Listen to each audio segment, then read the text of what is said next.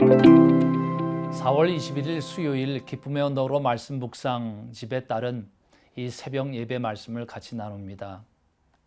오늘 말씀은 느헤미야 10장 29절에서 32절 그리고 39절의 한 문장만 제가 읽도록 합니다. 새번역 성경입니다. 우리 주 하나님의 모든 계명과 규례와 율례에 복종하기로 하였으며 그것을 어기면 저주를 받아도 좋다고 다음과 같이 맹세하였다. 우리는 딸을 이 땅의 백성과 결혼시키지 않는다. 우리는 아들을 그들의 딸과 결혼시키지 않는다. 이 땅의 백성이 안식일에 물건이나 어떤 곡식을 내다가 팔더라도 안식일에나 성일에는 우리가 사지 않는다. 7해마다 땅을 쉬게 하고 6년이 지난 빚은 모두 없애준다. 우리는 다음과 같은 규례도 정하였다. 하나님의 성전 비용으로 쓰도록 우리는 해마다 3분의 1 세겔씩을 바친다. 39절의 마지막 문장은 이겁니다. 우리는 우리 하나님의 성전을 아무렇게나 버려두지 않을 것이다. 기도합니다. 하나님, 말씀을 들으며 예배로 들어섭니다. 하나님의 거룩한 자리에 서는 것, 거룩한 자리에 서면 어둠의 권세를 물리치며 우리 안에 죄가 떠나게 될 것은 우리를 사랑하시는 따뜻한 하나님의 임재가 우리 안에 경험되게 될 것입니다. 하나님, 말씀을 듣는 중에 예배가 깊어지며 하나님 느끼는 그 믿음의 마음이 더 뿌리 깊게 내리도록 도와주시옵소서. 모든 성도들 그리 지키시길 원합니다. 예수 그리스도의 이름으로 기도합니다. 아멘. 오늘 느헤미야 10장의 말씀의 핵심은 재헌신입니다. 재헌신의 그 내용은 몇 가지로 보겠지만 그 전에 왜 재헌신을 하게 됐는가 이렇게 말씀드릴 수 있습니다. 느헤미야 8장 9장이 앞에 있었던 거잖아요. 8장에서 이제는 예루살렘 성전 원래 그걸 잘 지었고 그리고 나서 이 무너졌던 성들을 다 보수하고 또 연결하고 해서 또 성문을 다 만들어서 걸게 됐죠.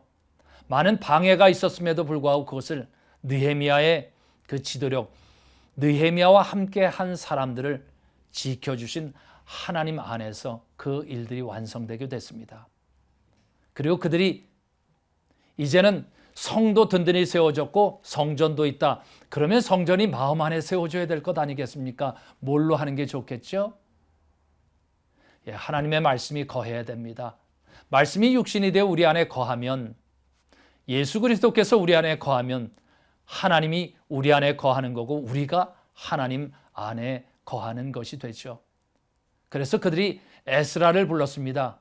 율법에 정통한 사람, 율법을 연구하고 사랑하고 하나님의 말씀대로 지키려고 했던 그를 초대해서 말씀을 듣게 된 것이었어요.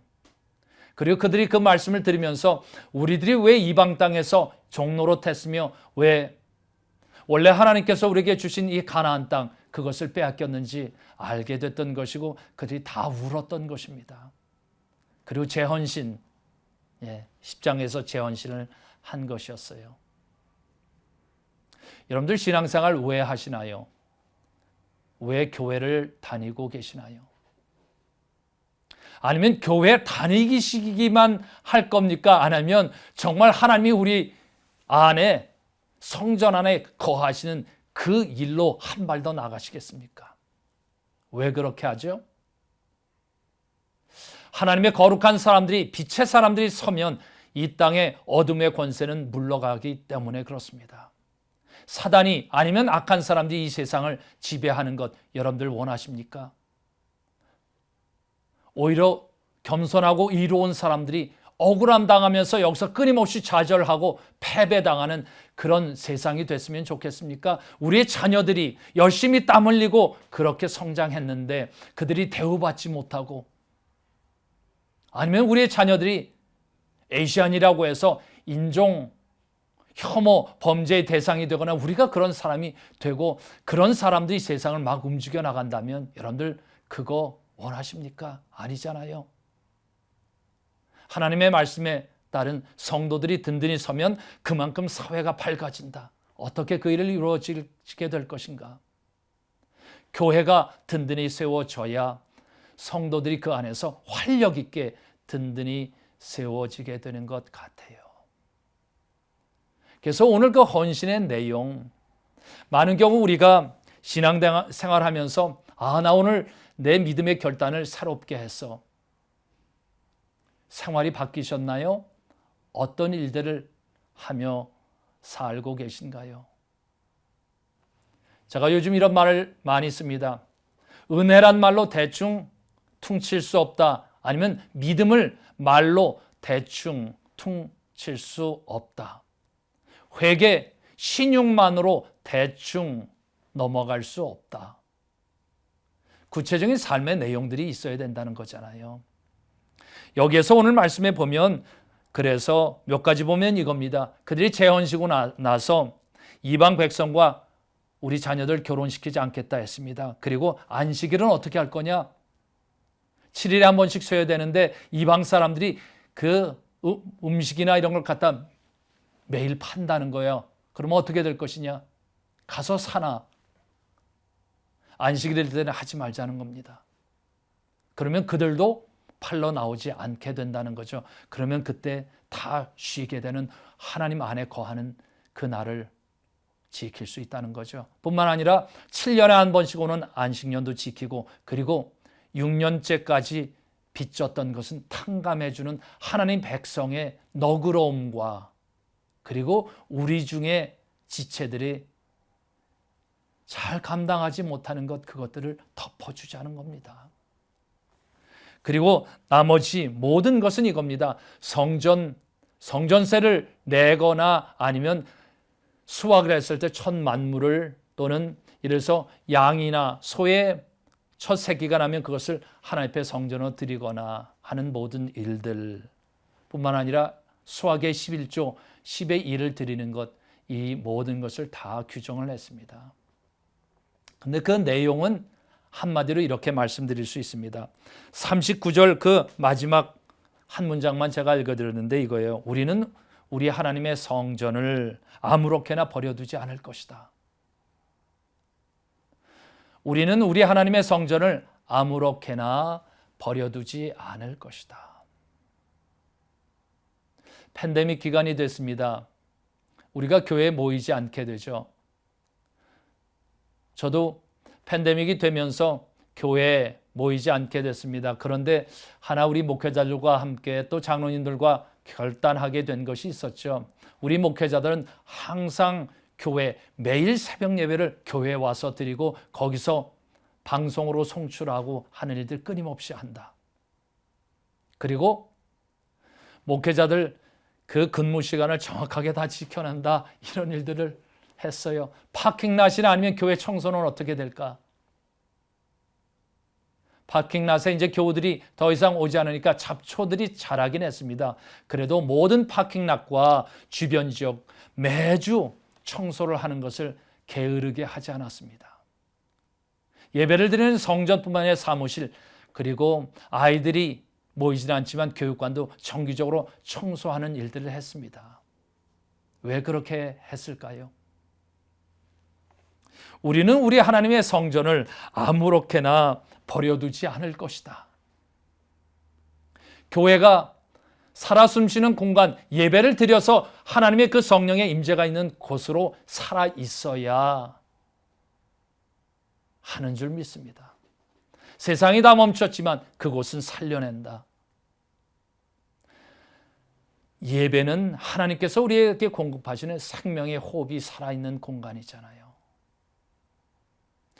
여러분들 미국에 왔을 때 이 미국 도시가 약간 한국과는 약간 다르다는 걸 느꼈을 것입니다. 물론 한국에도 이 그린벨트라고 해서 녹지 공간이 도시 사이사이에 이렇게 있도록 법적으로 그렇게 돼 있죠. 미국은 보니까 동네 곳곳에 공원이 있습니다. 너무 좋았어요. 뭔가 아이들 데리고 나가서 미끄럼들 타고 그네도 탈 수 뿐만 아니라 잔디밭이 쫙 있으니까 거기에 걸을 수도 있어요. 쉴 수 있는 숨 쉴 공간이 있었다는 게 너무 감사했었습니다. 더구나 감사했었던 건 이거예요. 사람들이 거기서 모여서 그 바베큐도 해먹고 여러 가지 하는데 그 다음번에 또 가보면 그것이 깨끗하게 정리가 되어 있다는 거예요. 그래서 그 다음에 갈 때도 기분이 좋아요. 정리가 잘 돼 있고 뭔가 준비된 공간이 있었기 때문에 기분이 참 좋았습니다. 그래서 갈 때마다 마음이 편하고 좋았어요. 숨 쉴 수 있는 공간을 누군가가 지키고 있었다는 거죠. 어쩌면 그것이 모든 시리에서 하게 된 것이었죠. 세금을 내는 것을 거기에 정확하게 써서 세금을 내는 그 과정들이 있었다는 것입니다. 교회, 어둠의 세력들을 그 다음에 그걸 이겨내는 능력이 되려면 하나님의 성도들이 든든히 있어야 되는데 그렇게 되려면 교회는 교회로서 생명의 능력을 발휘할 줄 알아야 된다. 팬데믹 기간이든 어떤 경우이든 교회는 교회이기에 계속 된다. 예배가 살아있어야 된다는 겁니다. 예배 드림의 현장, 그리고 그 예배가 뿐만 아니라 그것을 만들어내는 모든 사역, 그리고 그것이 교우들의 하나하나의 물질적인 헌신과 모든 이 시간들의 헌신을 통해서 아무렇게나 버려져 있지 않게 만드는 일들을 통해서 그 일을 했다는 것입니다. 누구에게나 숨쉴 공간이 필요합니다. 어떻게 하시겠습니까? 저는 오늘 말씀을 이런 식으로 마무리를 하고 싶습니다. 하나님께서는 이런 일들을, 이런 헌신을 하는 일들을 봤을 때 어떤 마음이셨을까?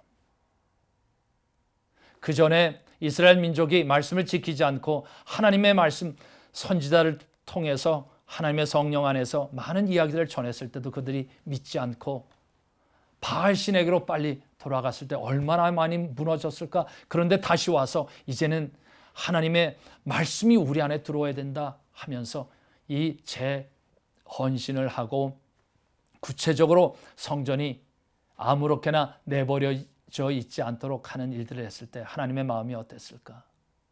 감동, 대견하다, 너무 고맙다, 이런 것 아니겠어요? 저는 우리의 신앙이 억지 신앙이 되지 않았으면 좋겠습니다. 우리가 이런 마음을 가지고 있을 때 하나님께서 고맙다, 대견하다 그랬더니 우리도 하나님 아니에요. 우리가 오히려 하나님께 감사하죠.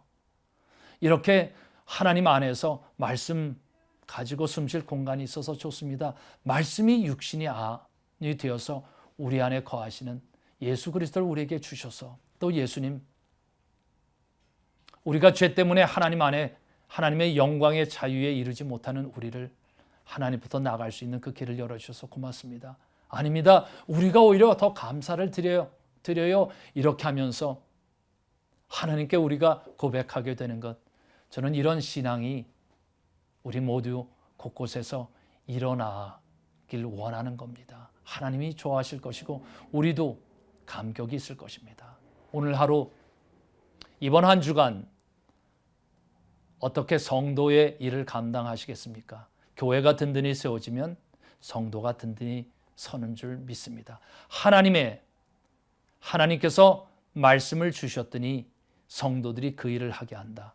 이 세상 가운데 교회의 능력을, 그 생명의 호흡을 줄 수 있는 이런 자신감 있고 살아있는 교회가 오늘도 계속 되었으면 좋겠어요. 기도하겠습니다. 하나님 감사합니다. 같이 나눈 말씀이, 그래서 우리 신앙의 내용이 구체적인 이런 결단과 감동과 감사가 넘치길 원합니다. 오늘 하루 우리 모든 성도들을 성도되게 하시고 교회를 교회되게 하여 주시옵소서. 고맙습니다. 예수 그리스도의 이름으로 기도합니다. 아멘. 오늘 하루 승리하시기를 축복합니다. 아멘.